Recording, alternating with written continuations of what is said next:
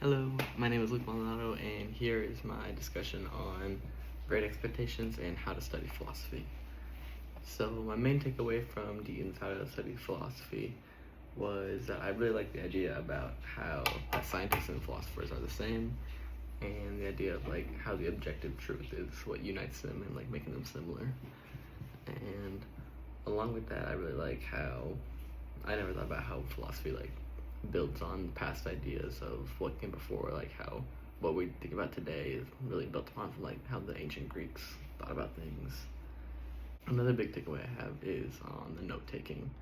And so similar to you, I used to scroll down every single word and every single note for all the lectures and things like that, and just thinking that all of it was important.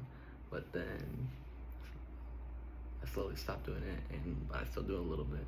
And so doing the 5% will be a little challenging and only taking 5% of notes.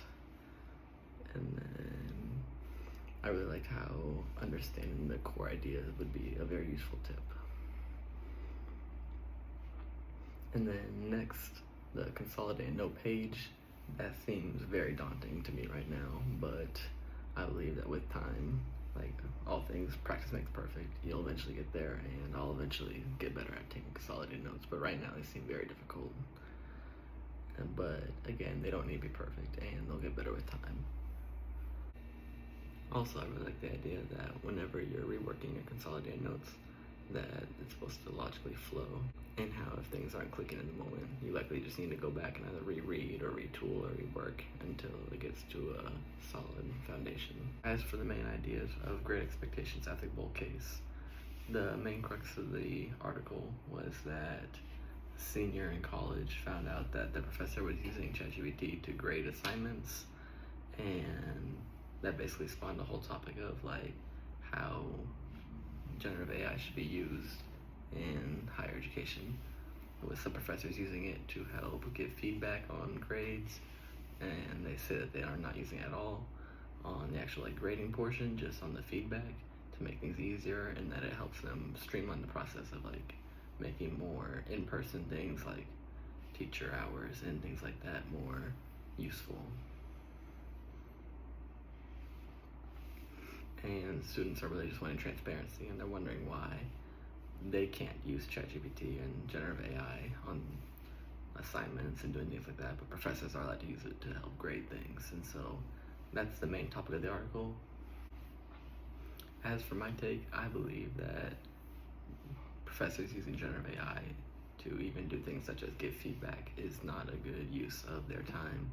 I believe that people are paying thousands and thousands of dollars, and at times even going into debt, just to pay for college and to be taught by humans. And so getting the human feedback from professionals and people who have been in the line of work for many, many years and have studied and put in their work, gotten their degrees, gotten their masters, gotten their doctorate at times, that's who you should be hearing feedback from, not some sort of generative AI who is just going to give a generic feedback and nothing really all too useful.